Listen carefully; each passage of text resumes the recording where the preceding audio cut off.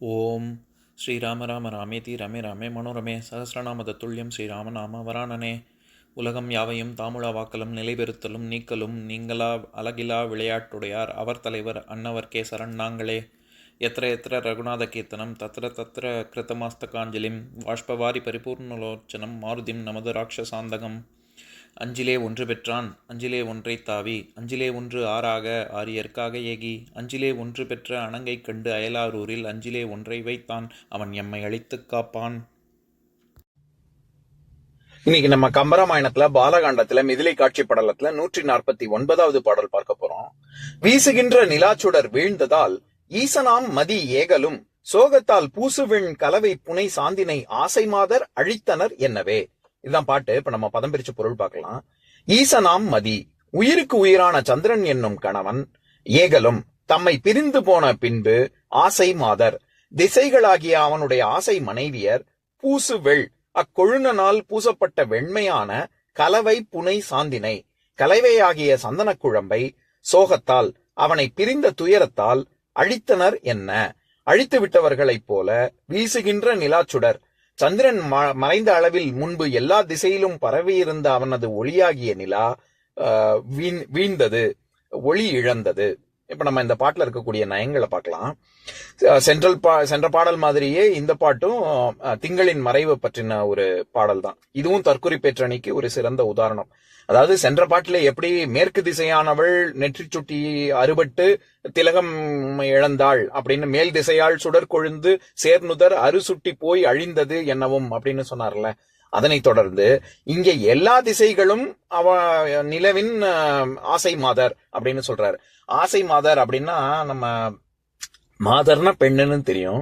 ஆசை மாதர் அப்படின்னா நம்ம யார் மேல ரொம்ப பிரியமா இருப்போம், யார் மேல ஆசை கொள்வோம் அப்படின்னா மனைவின்னு அர்த்தம். அதனால இங்க திசைகளாகிய மனைவி, 4 திசைகள். போன பாட்டுல மேற்குன்னு மட்டும் சொன்னாரு, இந்த பாடல்ல பொதுவாகவே 4 திசைகள் மனைவிமார்கள் அப்படின்னு நம்ம அர்த்தம் கொள்ளணும். இதுல சில ரொம்ப அழகான சில விஷயங்கள் இருக்கு. என்னன்னா, ஈசனாம் மதி அப்படின்னு சொல்றாரு. பொதுவாகவே ஈசன்னா சிவன் ஒரு அர்த்தம் இருக்கு. அதனால சிவன் தலையில இருக்கக்கூடிய நிலவு அப்படின்னு ஒரு அர்த்தம் பண்ணலாம். ஈசனாம் மதி அப்படின்னா, ஈசன்னா நம்ம பிராணநாதா அப்படின்னு அந்த காலத்துல எல்லாம் வந்து கணவனை அழைக்கும் பொழுதே கண் அவன் கணவன், நான் ஏற்கனவே சொல்லியிருக்கேன்னு நினைக்கிறேன். மனையின் தலைவி மனைவி, மனைனா வீடுன்னு அர்த்தம். வீட்டுக்கு யாரு தலைவி அவளோ அவதான் மனைவி, அதனாலதான் மனைவின்னே சொல்றோம். அந்த மாதிரி கணவன் அப்படின்னா என் கண் அவன் கணவன், கண் போன்றவன் அப்படின்னு அர்த்தம். எனக்கு கண்ணே அவன் தான் அப்படின்னு. அதனால நாதன், அந்த பிராணநாதா அப்படின்லாம் சொல்றாங்கல்ல, அந்த மாதிரி ஈசன்கிறதுக்கு என்னுடைய உயிருக்கு உயிரானவன் அவன் அப்படின்னு சொல்லி திசைகள் எல்லாரும் சந்திரனை கருதுறதுனால ஈசனாம் மதி அப்படின்னு கம்பர் இங்க சொல்ல வர்றாரு. ஏகுதல் அப்படின்னா பிரிந்து போதல் அப்படின்னு அர்த்தம். இந்த மாதிரியாக நிலவு தங்களை விட்டு பிரிந்தவுடன் ஆசை மாதர் அந்த மனைவிமார்கள் 4 திசைகளும் பூசுவெள் கலவை புனை சாந்தினை, அவங்க எப்படி வந்து திலகத்தை அழிப்பாங்களோ அவங்க அந்த காலத்துல வந்து இந்த மாதிரி கணவன் இறந்து போகும்பொழுது மனைவியானவள் அவளுடைய வளையல ஒடிச்சுக்கிறதா இருக்கட்டும், சந்தனம் இது குங்குமம் இதெல்லாத்தையும் அழிச்சுக்கிறதாக இருக்கட்டும், புடவை ரொம்ப இது நகைகள்லாம் கழட்டுறதாக இருக்கட்டும், அதை வந்து ஒரு சடங்காகவே செய்வாங்க. அந்த 10 நாள் காரியம் பண்ணும் பொழுது இது வந்து ஒரு சடங்காகவே இருக்கும்.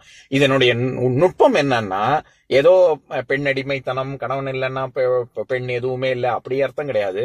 அவள் துக்கம் தாங்க முடியாமல் எவ்வளவு நாள் கூட அவன் கூட கணவனோட இருந்தா இனிமே வந்து அவளுக்கு வந்து இதெல்லாம் சுகம் கொடுக்கல, இந்த மாதிரி கையில போட்டிருக்கிற வளையலோ திலகமோ சந்தனமோ அவளை வந்து புனைவதற்கு அவள் பயன்படுத்தக்கூடிய சாதனங்கள் எல்லாம் கண்மை இட்டுக்கிறதாக இருக்கட்டும், என்ன வேணா சொல்லலாம். இந்த மாதிரியான விஷயங்கள் எதுவுமே அவளுக்கு திருப்தியை தரவில்லை, அவள் ஆழ்ந்த சோகத்தில் இருக்கிறாள் அப்படிங்கறத உணர்த்தக்கூடிய சடங்கு சம்பிரதாயம் தானே தவிர நம்ம இதெல்லாம் வந்து ஏதோ பெண்ணடிமைத்தனம் அப்படின்னு வெள்ளையர்கள் நம்மளை பார்த்து சொல்ற மாதிரி நம்மளையே புரிஞ்சுக்க கூடாது.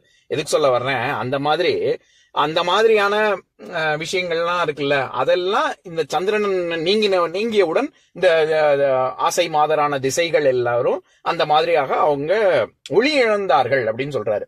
என்னன்னா, நிலா மறைஞ்ச உடனே நில ஒளியும் தானே இருக்காது. நில ஒளி இல்லாததுக்கு காரணம் ஒளி அவங்கள திசை பக்கம் இல்ல அப்படின்னு ரொம்ப நயத்தோட சொல்றாரு. இதுவும் வந்து தற்குறி பெற்றணி வகையை சேர்ந்ததுதான். நிலா மறைஞ்ச உடனே நில ஒளியும் மறைஞ்சிரும், எல்லா திசையிலையும் நில ஒளி இருக்காது அப்படிங்கிறது அன்றாட நடக்கக்கூடிய ஒரு விஷயம் தானே. அதுக்கு கவிஞர் தான் கூற விரும்பும் கருத்தை ஏற்றி கூறுவது, அதனால இது தற்குறி பெற்றணி. அவர் என்ன சொல்றாரு, எப்படி மனைவி தன்னுடைய புனையப்பட்ட எல்லா விஷயங்கள், சந்தனம் குங்குமம் இது எல்லாத்தையும் எப்படி அழிப்பாளோ, அந்த மாதிரி ஒளியானது 4 திக்கிலிருந்தும் மறைய தொடங்கியது சந்திரன் மறைந்தவுடன், அந்த மாதிரி இருக்கு அப்படின்னு சொல்றாரு. இந்த 2 பாடல்களிலுமே சந்திரனின் மறைவை பத்தி தானே கம்பர் சொல்றாரு. இனி வரும் பாடல்ல கதிரவனின் தோற்றம் எப்படி இருக்கு அப்படிங்கறத வர்ணிக்க போறாரு. இப்ப நான் பாட்டை இன்னொரு தடவை படிக்கிறேன், கேளுங்க. வீசுகின்ற நிலாச்சுடர் வீழ்ந்ததால் ஈசனாம் மதி ஏகலும் சோகத்தால் பூசுவெண் கலவை புனை சாந்தினை ஆசை மாதர் அழித்தனர் என்னவே. இன்னொரு நாள் இன்னொரு பாட்டு பார்க்கலாம். ஓம் சாந்தாகாரம் புஜகசயனம் பத்மநாபம் சுரேஷம் விஸ்வாதாரம் ககனசத்ருசம் மேகவர்ணம் சுபாங்கம் லக்ஷ்மீகாந்தம் கமலநயனம் யோகி ஹிருத்யானகம்யம் வந்தே விஷ்ணும் பவபயஹரம் சர்வலோகைகநாதம்.